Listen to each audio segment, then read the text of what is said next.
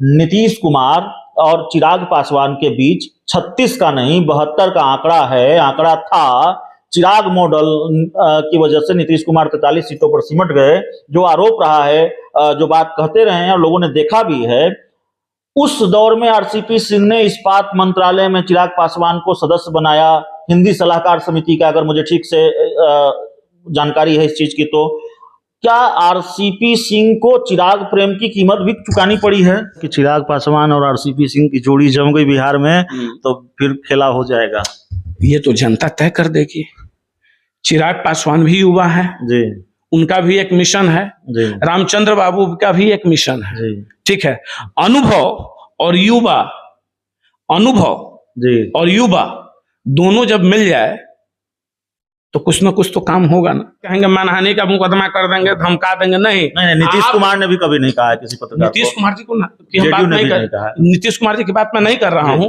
कौन कहे हैं आप जानते हैं? अच्छा, अपने हृदय पे हाथ रखकर बोल दीजिए कि पार्टी में जब कद ही बढ़ा और इतना एक्सेप्टेंसी कार्यकर्ताओं के साथ हुआ तो पत्र कहीं जारी होता है क्या? मुख्यमंत्री जी कहीं जाते हैं तो पत्र जारी होता है कि भाई इतना भीड़ होना चाहिए। ललन बाबू जाते हैं तो पत्र जारी होता है। उमेश कुशवाहा जाते हैं तो पत्र जारी होता है। और उपेंद्र कुशवाहा के लिए क्यों पत्र जारी करना पड़ गया? दैट मीन्स कि जनता दल यू का कार्यकर्ता अभी तक उनको एक्सेप्ट नहीं किया है। और तो सैकड़ों घोड़ा दौड़ रहा था रोड पे, सैकड़ों घोड़ा दौड़ रहा था। आप वीडियो उठाकर देख लीजिए ना, जब आरा से निकले हैं और पीरो के आसपास में थे, सैकड़ों घोड़ा रोड पे दौड़ रहा था बैंड बाजा के साथ। फूल गाड़ी पे देख लीजिए कि माने फॉर्च्यूनर लग रहा है कि अब दबे नहीं, इतना फूल है। अभी तक कैमूर पहुंचे भी नहीं है। नमस्कार, आप देख रहे हैं ढाह न्यूज और मैं हूं अभिषेक मिश्रा। आरसीपी सिंह केंद्र सरकार के पूर्व मंत्री, जेडीयू के पूर्व राष्ट्रीय अध्यक्ष, और एक तरह से मोर्चा खोला हुआ है, और एक तरह से नहीं, मोर्चा खोला ही हुआ है मुख्यमंत्री नीतीश कुमार के खिलाफ। और नीतीश कुमार के खिलाफ जो हमला आरसीपी सिंह लगातार कर रहे हैं उसका जवाब देने के लिए कई बार मुख्यमंत्री नीतीश कुमार को और कई बार जेडीयू के राष्ट्रीय अध्यक्ष ललन सिंह को सामने आना पड़ा है। अब सवाल यह है कि आरसीपी सिंह कोई फैक्टर हैं? बिहार में उपचुनाव होना है उसको लेकर, और आरसीपी सिंह को लेकर एक सवाल यह भी है कि क्या चिराग पासवान से नजदीकियों की कीमत भी आरसीपी सिंह को चुकानी पड़ी है? देखिए, तमाम तरह की हमारे साथ आरसीपी सिंह के हनुमान कहे जाने वाले आरसीपी सिंह के बेहद करीबी नेता अमित सिंह मौजूद हैं। अमित जी, एक चर्चा यह भी होती है कि देखिए 7 बजे लाइव ये पूरा प्रोग्राम हमारे दर्शक देख रहे हैं, और देखिए हमने आपसे वादा किया है दर्शकों से कि 7 बजे हम रोज आपके बीच लाइव आएंगे। तो एक बार फिर इस लाइव सेशन में आप सब दर्शकों का स्वागत है। बातचीत के क्रम में मैं आप लोगों का स्वागत करना भूल गया, तो आप लोग फिर जुड़ते जाइए, और अगर ये वीडियो अच्छा लगता है इसको शेयर करते चलिए, ज्यादा से ज्यादा लोगों तक पहुंचाइए।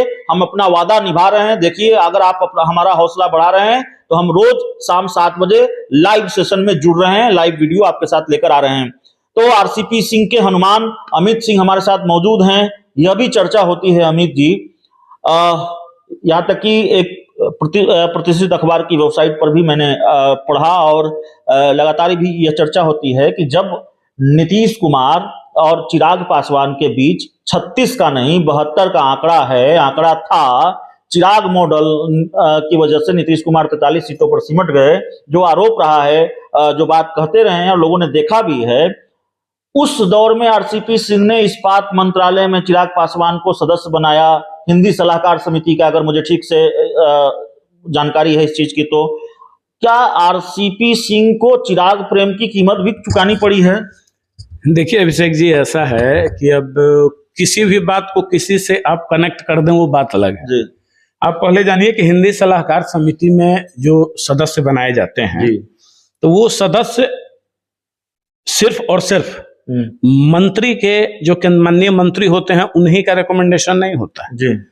उसमें प्रधानमंत्री कार्यालय का भी रिकमेंडेशन रहता है, गृह मंत्रालय का भी रिकमेंडेशन होता है, हर स्टेट के प्रतिनिधियों का होता है। तब तो सिर्फ मंत्री चाहेंगे तब तो बिहार के ही जितने लोग होंगे, अगर बिहार के मंत्री थे तो जितने सदस्य बनाने हैं सारे बिहार के बना दें, ऐसा नहीं होता है।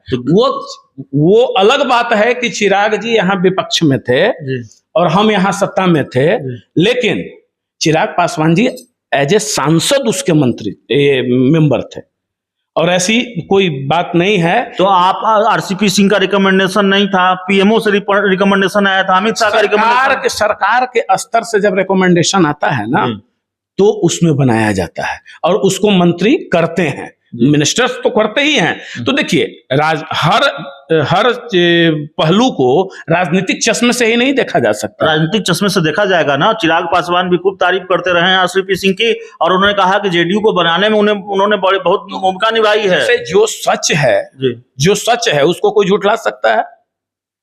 रावण बहुत बड़े ज्ञानी थे। मैं एक बात सिर्फ बता देना चाहता हूँ, रावण बहुत बड़े ज्ञानी थे जी। क्या इस बात को कोई झूठला सकता है? नहीं। और राम भगवान विष्णु के अवतार थे।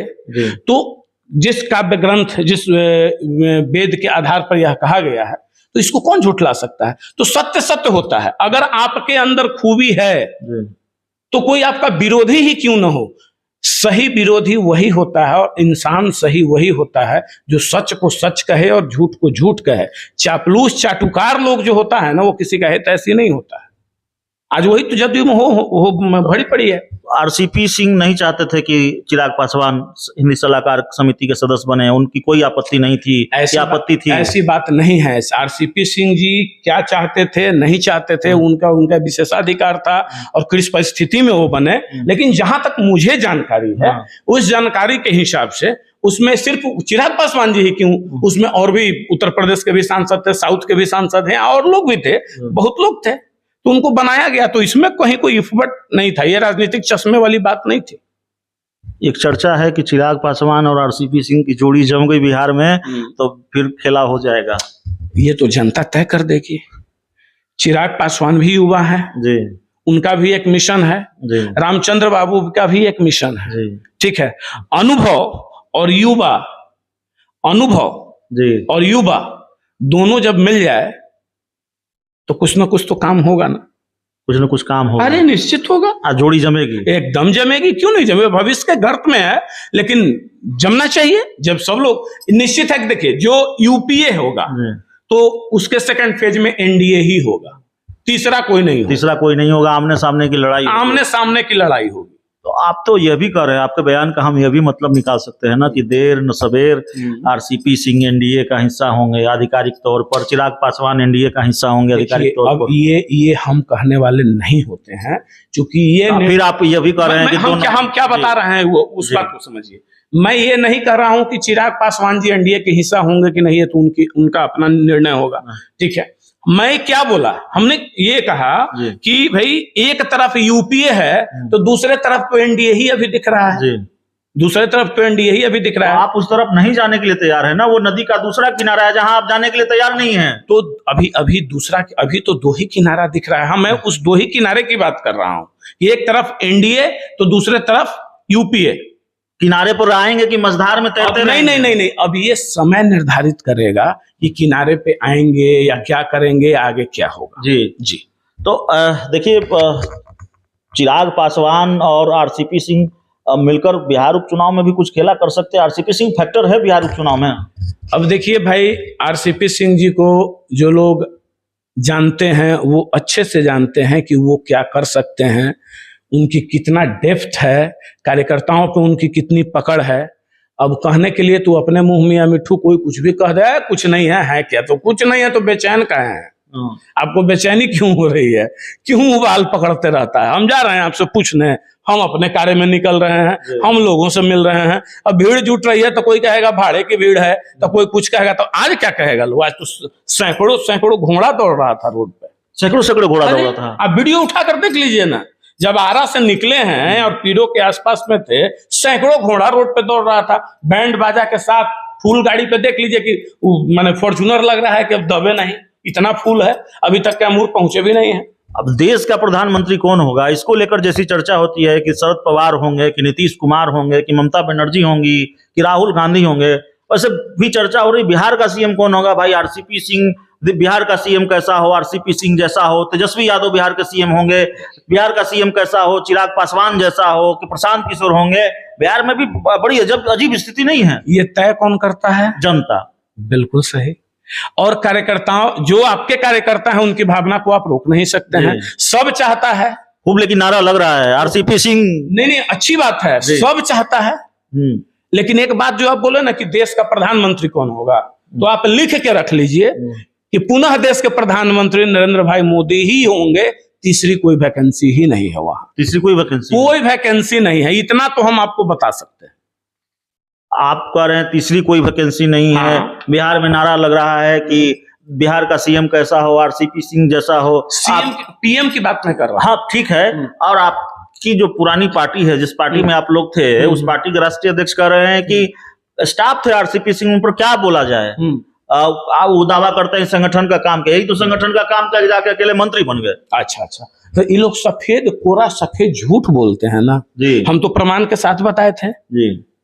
और यह भी आप ही के स्टूडियो में बैठकर यह बात बोले थे कि अगर हिम्मत है तो उस वक्त जो नेशनल काउंसिल की बैठक हुई थी, राष्ट्रीय कार्यकारिणी की जो बैठक हुई, राज्य कार्यकारिणी की जो बैठक हुई थी, उसका वीडियो जारी कर दे।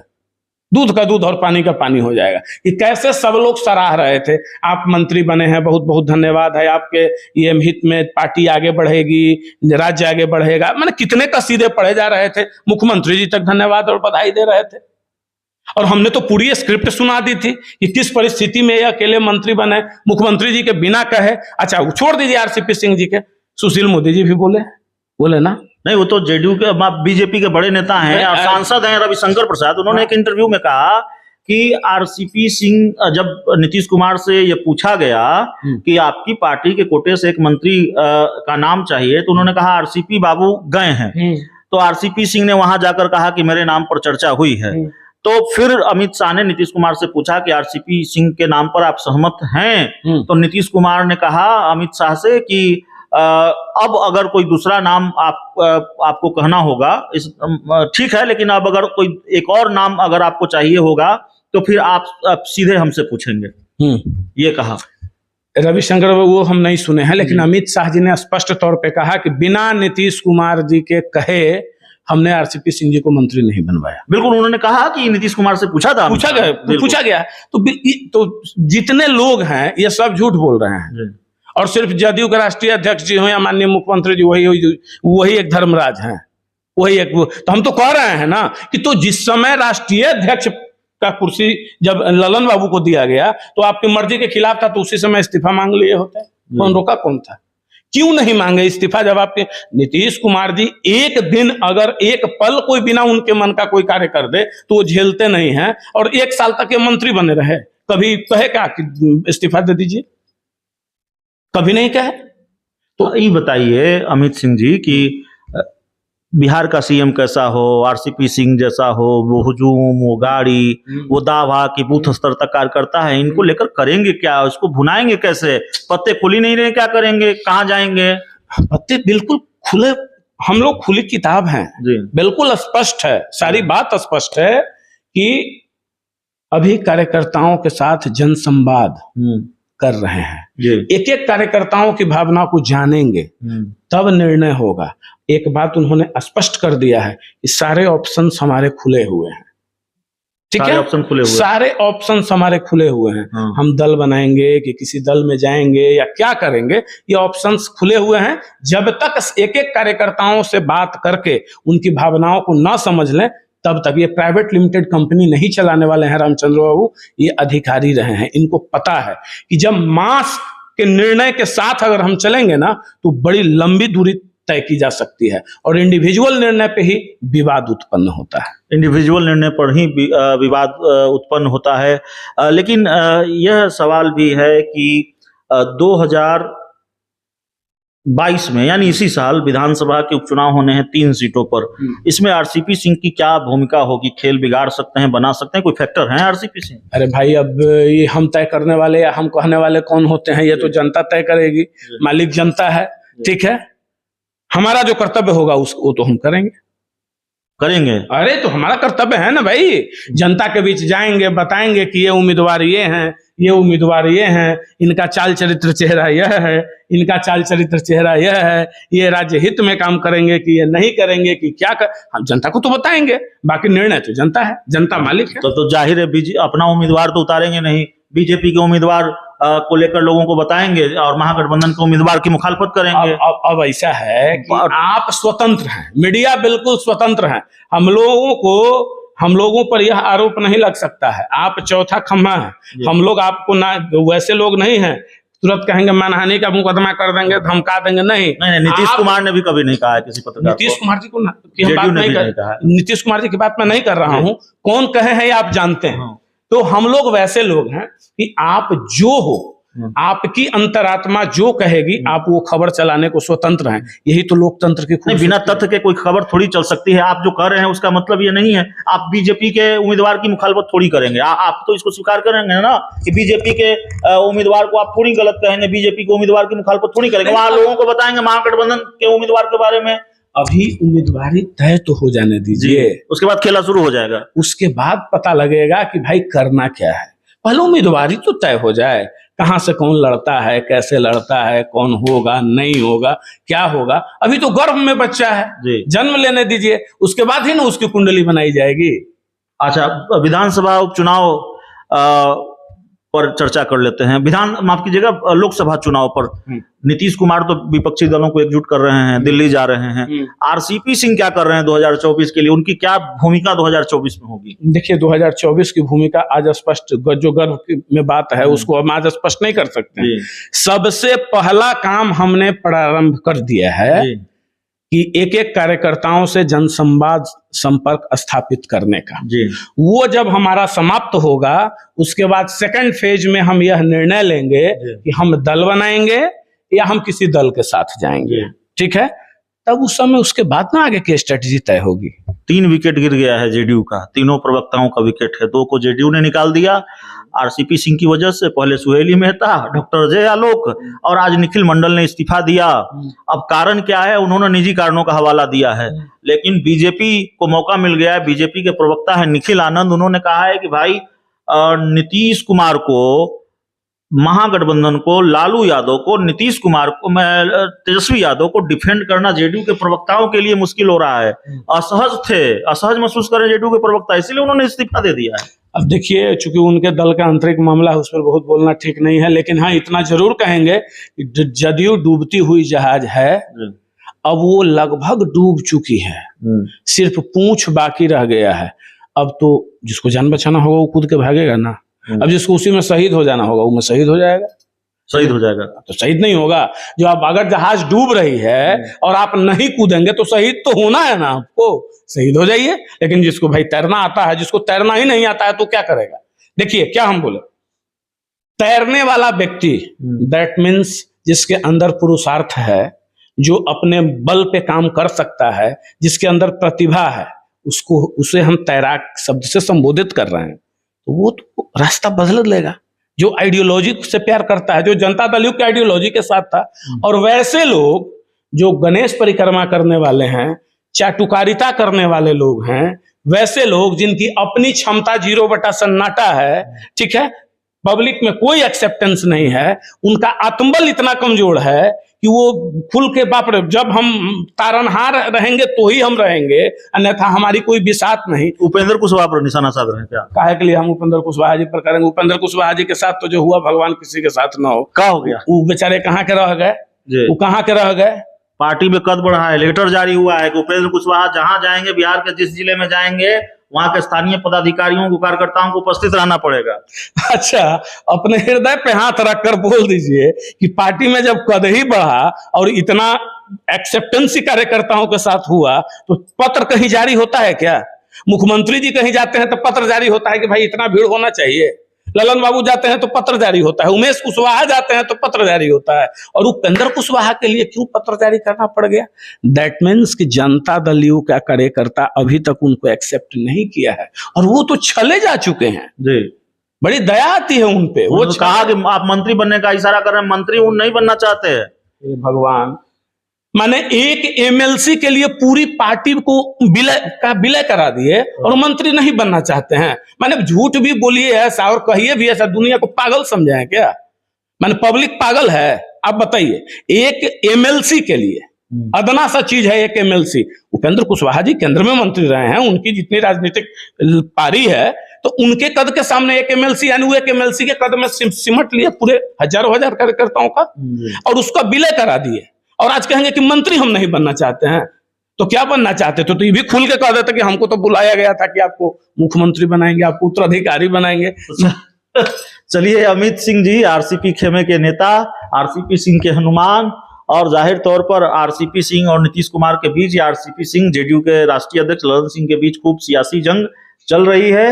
इस पर यह पूरा इंटरव्यू, कई सवाल हैं। आरसीपी सिंह का अगला कदम क्या होगा, वो सबसे बड़ा सवाल है। उसके भी जवाब तलाशने की हमने कोशिश की है। इस इंटरव्यू में इतना ही। बहुत बहुत धन्यवाद।